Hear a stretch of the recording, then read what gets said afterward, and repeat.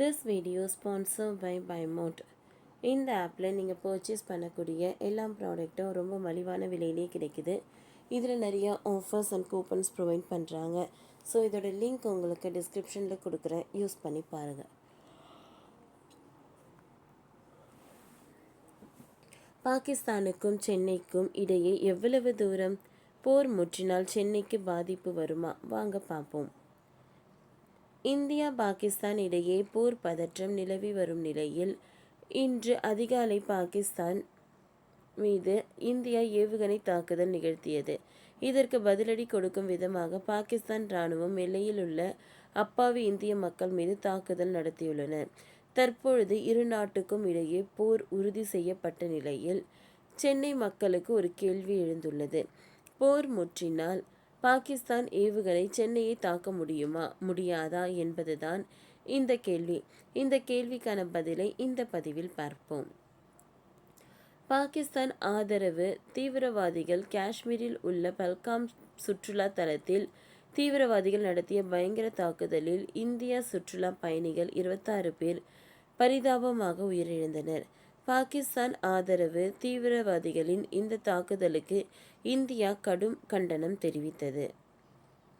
ஏற்கனவே இந்தியா பாகிஸ்தான் இடையே பனிப்போர் நிலவி வரும் நிலையில் பாகிஸ்தான் தீவிரவாதிகளின் இந்த செயல் பாகிஸ்தான் இந்தியா இடையேயான விரிசலை மிகவும் அதிகப்படுத்தியது. மேலும் பாகிஸ்தான் உடனான சிந்து நதிநீர் ஒப்பந்தத்தை ரத்து செய்து இந்தியா அதிரடி நடவடிக்கை காட்டியது. அது மட்டுமல்லாமல் இந்திய மக்கள் மீது தாக்குதல் நடத்திய பாகிஸ்தான் ஆதரவு தீவிரவாதிகளை கூண்டோடு அழிக்க பிரதமர் மோடி இந்திய இராணுவத்திற்கு முழு சுதந்திரம் கொடுத்தார். அதன்படி நேற்று மே 7ஆம் தேதி காலை 1:44 மணியளவில் இந்திய இராணுவம் பாகிஸ்தான் ஆதரவு தீவிரவாதிகள் முகாம் மீது பயங்கர ஏவுகணை தாக்குதல் நடத்தியது. இதற்கு இந்திய இராணுவம் ஆபரேஷன் சிந்தூர் என்று பெயரிட்டது. பாகிஸ்தான் இந்திய எல்லைகளில் அமைந்துள்ள 9 தீவிரவாத முகாம்கள் மீது நடத்தப்பட்ட தாக்குதலில் 80 தீவிரவாதிகள் உயிரிழந்ததாக கூறப்படுகிறது. மேலும் பலி எண்ணிக்கை அதிகரிக்கக்கூடும் எனவும் தெரிவிக்கப்பட்டுள்ளனர். இந்தியாவின் திடீர் தாக்குதலுக்கு பதிலடி கொடுத்த பாகிஸ்தான் இராணுவம் இந்திய எல்லையில் உள்ள அப்பாவி மக்கள் மீது தாக்குதல் நடத்தியது. இதில் சிறியவர்கள், பெரியவர்கள் என ஏராளமான இந்திய மக்கள் படுகாயம் அடைந்து மருத்துவமனையில் தீவிர சிகிச்சைக்காக அனுமதிக்கப்பட்டுள்ளனர். சிலரின் நிலைமை கவலைக்கிடமாக இருப்பதாகவும் கூறுகின்றனர். பாகிஸ்தான் ஆதரவு தீவிரவாதிகள் மீது மட்டுமே இந்திய இராணுவம் தாக்குதல் நடத்தியது குறிப்பிடத்தக்கது.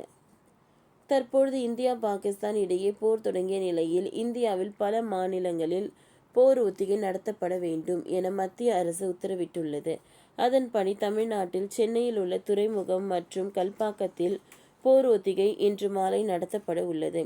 இந்த வகையில் தற்பொழுது போர் தொடங்கி இருந்தாலும் இனி வரும் நாட்களில் போர் தீவிரமடைந்தால் பாகிஸ்தான் ஏவுகணை சென்னையை தாக்க முடியுமா? சென்னைக்கும் பாகிஸ்தானுக்கும் எவ்வளவு தூரம் என்ன என்பதை பார்ப்போம். பாகிஸ்தானுக்கும் சென்னைக்கும் இடையே சுமார் 2225 கிலோமீட்டர் தூரம் ஆகும். பாகிஸ்தான் வைத்துள்ள ஏவுகணை 1500 1200 கிலோமீட்டர் தூரம் பயணித்து இலக்கை தாக்கும் திறன் உடையது. மேலும் சென்னைக்கும் பாகிஸ்தானுக்கும் இடையே 2225 கிலோமீட்டர் இருக்கும் நிலையில் பாகிஸ்தான் ஏவுகணை 2200 கிலோமீட்டர் தூரம் தாக்கும் திறன் உள்ளதால் சென்னைக்கு பாதிப்பு இருக்கும் என கூறப்படுகிறது.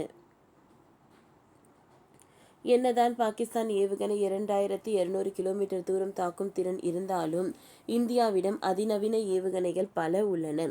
எதிரிகளின் ஏவுகணைகளை நடுவானிலேயே அழிக்கும் திறன் கொண்ட ஏவுகணை இந்தியாவிடம் உள்ளது. பாகிஸ்தான் ஏவுகணைகளுக்கு இந்தியா தரமான பதிலடி கொடுக்கும் என்று கூறப்படுகிறது.